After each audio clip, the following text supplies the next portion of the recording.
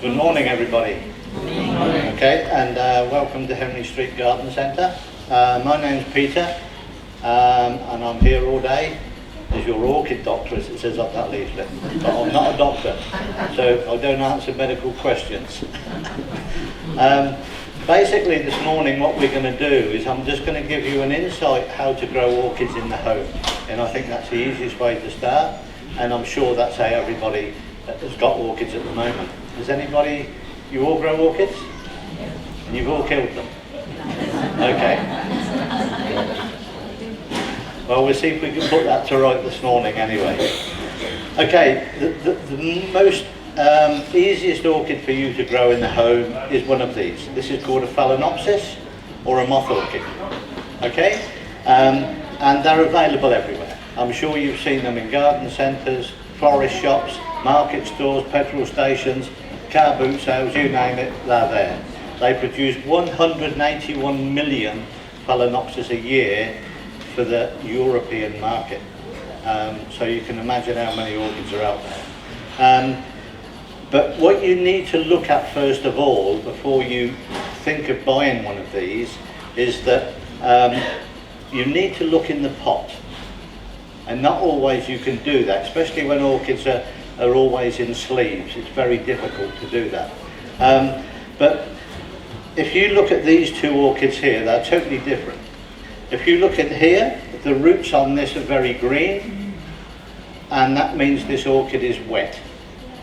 And if you look in this one, the roots in here are a silver colour, and this means that this orchid is a little on the dry side.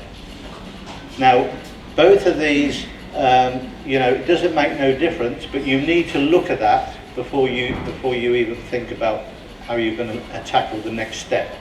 Now, if you buy this today and you go out of here, it's not so bad in the summer, but in the winter time you're going out onto the car park, into your car, switch your heating on in your car, go home, into the driveway, into the house.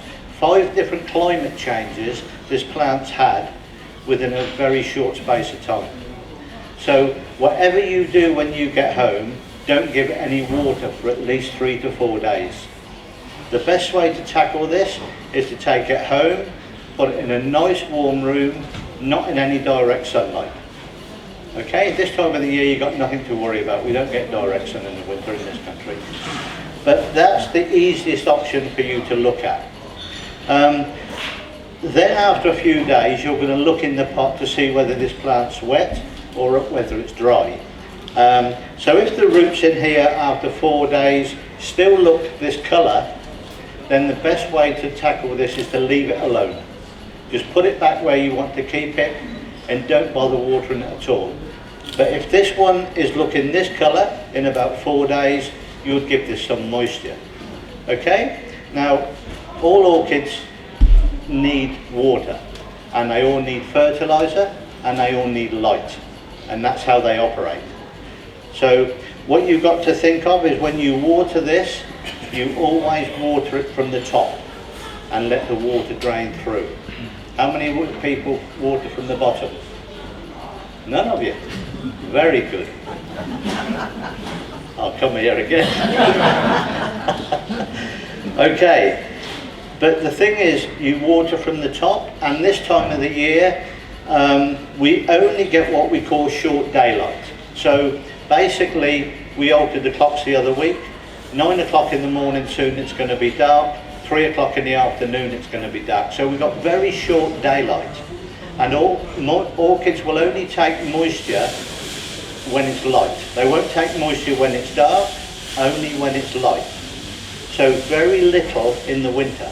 And I mean about half a cup of water a week, and you're tipping it in the pot and you're letting the water drain away on your draining board. Then you can put it back wherever you want to keep it. In the summer, when maybe June time, it's light at 6 in the morning and it's still light at 9 o'clock at night. So they've got long daylights to take lots more moisture. So they could take maybe that time of the year a good cupful or a good coffee jar mugful of water a week. So that's the difference between winter and summer watering. Always give them tepid water, And always, like I said, you always water from the top and let the water drain away. The next step after that, you're going to need to use feed. Now, what you've got to realise is that orchids grow in pieces of bark like this. There's no nutrients in that whatsoever, none at all. You have got to put the nutrients in the pot. So you're going to have to get yourself a good liquid feed that works well for orchids. Most of them are very good, but some work totally different than others. For Phalaenopsis, you want to have something that's relatively balanced. Does anybody understand NPK on fertilizers? No? Okay, I'll just try and explain it a little to you. Every bottle of feed you buy, whether it's in a packet like this, or whether it's in a bottle like this, or like this, will have a reading on here called NPK. Now, that's nitrogen, potassium is the last one, and then phosphorus is the middle one. Okay? Now, the main elements that work on orchids more than anything is something that's relatively balanced in numbers. So, if you look at let's just look at something like this. Is the NPK reading here? We've got 25, 15, 15. So 25 is your nitrogen, which makes things grow. 15 is your potash. So this is going to make it grow, but maybe not make it flower. Okay? Which hence is on there. It's a high nitrogen feed. But so what you need to look at is get something that's relatively level. If you look at this is 1.6, 2.4, 2.6. So these numbers are relatively close together.